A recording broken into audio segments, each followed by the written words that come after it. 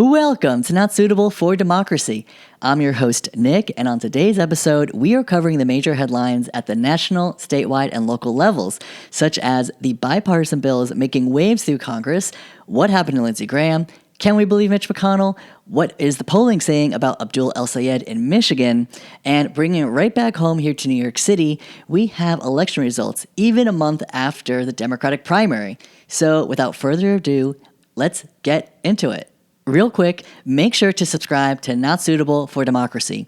If you're tuning in on Apple Podcasts or Spotify, you'll get the whole episode without interruptions. Now, if you're watching on YouTube, this episode will be broken down across several segments. It's easier for learning and easy for sharing, and I'd love it if you'd share with a friend or a voter. Now, back to the show. Starting things off with the bipartisan bills making their waves through Congress. First, I want to give a huge congratulations to Massachusetts Senator, Progressive Democrat Elizabeth Warren. She has successfully navigated the halls of power between the Senate and the House and bypassing President Trump's signature to make her bill the law of the land. And that went into effect on Saturday, July 11th. So what was it? It was the 21st Century Road to Housing Act, which would essentially increase the supply of affordable housing in America. So what's cool about that is that the last time we saw the Senate, spearhead this kind of effort was back when Biden was president, when we saw the Senate have a decades-long overdue overhaul of gun legislation in this country. So while it's great to see them, reform our gun laws, now Elizabeth Warren took it on herself to do the same thing, but for affordable housing.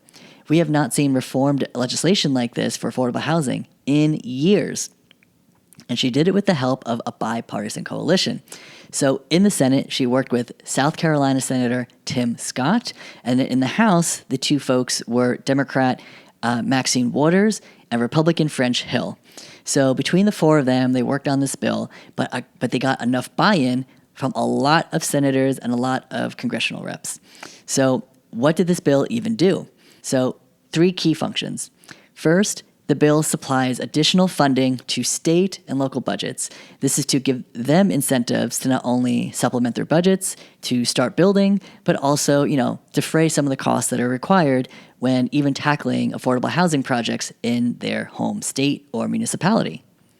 Secondly, they go into cutting the red tape, as they call it, which is essentially removing the bureaucratic hurdles, right? Things that would take longer to make this happen. So for example, if there are some impact studies that take, months and months to, even find solutions for and how affordable housing will impact the area, or construction, I should say, would impact the area. Additionally, some procedures just need permits or paperwork, and that can take months and months as well. Other procedures could take years and years between getting approvals, getting votes, again, local legislatures, making this happen. So by removing the bureaucratic hurdles, the timeline is cut from years and years to making this happen to now months and months, if not a little bit more than that. So again, all to expedite building affordable housing. And then lastly, the last provision, which was spearheaded by Raphael Warnock. He is one of the Democratic senators from Georgia who has done a phenomenal job with this provision, capping the number of single-family units that private equity can buy up. So why is that so important? Well, private equity has been snatching up all the single-family units across the country. And because of this, they have just been, boosting the prices for every unit they snatch up. Because let's think about it. Private equity is all about, giving shareholder value to their investors and making sure that they increase the value of what they own. Their goal is to put money in their pockets, not put people into houses. So you can already see how the incentive is, diametrically opposed to the, housing crisis we have right now in this country. So I got to hand it to Raphael Warnock. It's not easy going up against big business like that, but also it's for the good of the nation. We need people to be able to afford their homes, especially when we know most first-time homeowners are not in their 20s, they're in their 40s. And we know 21% of the market are first-time homeowners. So that means nearly 80% of the people buying up homes, they've been buying up homes for decades upon decades, leaving little to no room for young families to start their future. So this housing bill does a lot of overhaul with our governmental systems and process, especially with the housing market. So while it doesn't solve everything right away, it is a really good first step. And, capping private equity like that, that's something we haven't seen, especially from, our government in a very long time. So this is also kind of like reminiscent of Lena Khan, who was really good under the Biden administration, reining in big business and going after, those who were not giving justice to consumers. So got to hand it to Elizabeth Warren pulling this across the finish line. How did they do it? So in the House, this bill was voted in favor of 358 votes to only 32 who opposed it. And then in the Senate, there was full support almost with 85 senators in favor of this bill, both across the aisle. That's great. 5 senators opposed it, and the other 10 voted not present or not voting. So 2 of those, as you also talk about later, Lindsey Graham and Mitch McConnell, clearly they weren't present. But again, we still were able to pass this huge overhaul bill thanks to a lot of bipartisan support. Now, for those of you who have ever seen Schoolhouse Rock and How Does a Bill Become Law? A bill on Capitol Hill, right? We all know that scene. This is where, to make a bill become law, it has to pass both houses, House of Representatives and the Senate, and then through the executive branch, it has to get the president's signature on the bill itself. But President Trump refused to support this bill. He felt he would only support it unless Congress also passed the SAVE Act, which, as we know, would disenfranchise millions of voters and make voting a lot harder for those who want to sign up and register to vote in the first place. So he would only support it if they coupled the bills. Nobody really liked that. Clearly, you can tell by those who voted in favor of the 21st Century Road to Housing Act. And essentially, President Trump said, you know what, I'm not going to sign it, so be it. And because we saw overwhelming majorities in both houses, we know that if he did veto the bill, that they would clearly override it. So that would make President Trump look bad, considering he's all about winning and getting his way. So to have the potential of having both chambers override him, knowing that Republicans control the House and the Senate, that would look really bad for the Republican Party, especially going into the midterms. So what Elizabeth Warren was able to navigate and understand were the process of navigating bills through Congress.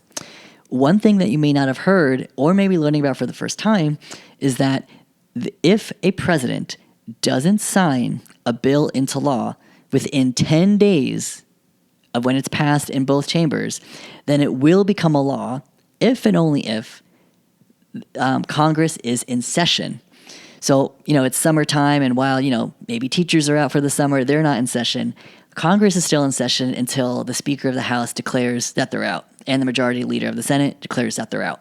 But because, Speaker of the House, Mike Johnson, Republican, and Republican in the Senate, Tom Thune, they're both still in session. So as long as the bill was in session when it was passed, and, within that 10-day time frame, Trump chose not to sign it, the bill would automatically become law after that 10-day time limit. And that's what happened at 12:01 on July 11th, that Saturday. So thanks to Elizabeth Warren really navigating, the halls of power, she was able to get this law passed, even without Trump's signature. So I got to hand it to her. That's a huge win, especially for housing advocates, right? Again, it doesn't go as far as many of us would want, but it is a huge step in the right direction, especially when we know Democrats haven't been fighting back. They've been putting up little resistance or pushback against a lot of Trump's dangerous policies. So to see this even come through was a win. Even though Republicans have the majority, Democrats get the win on this one because, again, Trump didn't sign it, but it still passed. Then on Tuesday, we saw Congress pass the Sunshine Protection Act, and that would make daylight savings time permanent. So essentially, we saw overwhelming support in Congress with 308 members, both Republican and Democrat, voting in favor of the bill, with only 117 voting against. Now, with that said, there are pros and cons to make the case to make daylight saving times permanent. For instance, proponents of the bill say that it's good for families and local economies. If businesses and small businesses can stay open later, you'll see more people, going out to eat, having fun at night, and obviously, enjoying life after work. So that's their case in terms of what they can do for people. Now, what we also see is that one of the other proponents of this bill is that every time daylight savings time is changed from standard time to daylight savings and vice versa, we always see a spike in car accidents. We see an increase in strokes and confusion with elderly Americans. And then we also see that struggle for, workers having to get up early. There's confusion with, forgetting what time meetings are, events are, whatnot. So by removing that from the equation, that could improve overall lifestyle, but also quality of life. So essentially, there are cases to be made for safety and financially to have this bill pass. Now, opponents of the bill, they also say that by shifting the sunrise from, 7 a.m. to 8, 9, or 10 a.m., depending on the state, this would be harmful to our mental health, where humans are social creatures and, we thrive on not only social interaction, but also sunlight. And that is so conducive to not only by seeing the sunlight early in the day, that will improve our mood, but also improve our function throughout the day, the week, the month, and so forth. So people who are against this bill say that, by changing our REM cycle, going to sleep later, not seeing sunlight in the morning, that could create, an impact on our mental health. So either way, pros and cons to both, but I would be curious to see how this plays out. So with that said, we know that the two representatives who have introduced this bill, we have Vern Buchanan, representative from Florida, introduced this bill in the House, and then the Senate companion of this bill, introduced by Florida Senator Rick Scott. Now, it's no coincidence that both reps are from Florida. So what I mean by that is that back in 2018, Florida already passed their own version of this bill. Back then, they had said that if Congress or the federal government were to pass a nationwide, daylight saving times bill, then that would trigger this bill in Florida to go into effect automatically. So you can imagine Rep. Buchanan and Rep. Scott are both banking on Congress to get this passed. So then their state would be the first test case to see how this bill plays out. Now, they're both Republicans, they're both conservative, which also means, you guessed it, President Trump also supports this bill. Now, even though President Trump, has his own reasons for the bill, right? He would like to see this pass since it goes very much in line with his America First agenda. He was ushered in for a second term in the White House, based on big changes to American society. We've seen that so far over the first 2 years of his term. But also we know that while Trump has his own reasons for passing his America First agenda, right? It would be interesting to see how the bipartisan support from the House translates to the Senate. Right now, there's no clear pathway because there's definitely opposition from both sides. And this bill would need 60 votes to pass. So I'd be curious to see if Democrats or Republicans would help manage to get this vote over the finish line. Last but not least, I know that my former rep, Alexandria Ocasio-Cortez from New York's 14th Congressional District, also does not support this bill. She voted against it, along with 116 other members of Congress. So AOC always does her homework and does, the due diligence of understanding what the ramifications are of this bill. Is it even, worthy of moving forward? So we do trust that she has some good insight as to why she may be voting no. Aside from the fact that, yes, it's Republicans, they're conservative, it's Trump is, wanting this bill to be passed. That is only one layer, but I'm curious as the other reasons why not. Now, personally, I actually am in favor of this bill. I would like to see, folks being able to stay out later, enjoy nightlife. I'm more of a night owl myself, so I would like to have the chance to at least shift our clocks and keep it that way, because having to change every time does get annoying. We always groan and moan, and it does take about a month for our bodies to adjust. So it may be just one more adjustment after they make the time permanent, but then that's it. So, of course, should this cause more mental health fatigue and impact Americans across the country, we'll see how this plays out, and we can go from there. I'd like to at least try it, see if it works, but we can always fight and advocate for changing the bill if it proves to be a failure. Thank you so much for watching part 1 of episode 49. If you like what you heard and want to learn more, then make sure to subscribe to Not Suitable for Democracy on Apple Podcasts, Spotify, and YouTube. Now stay tuned for part 2, where we talk about what happened to Lindsey Graham.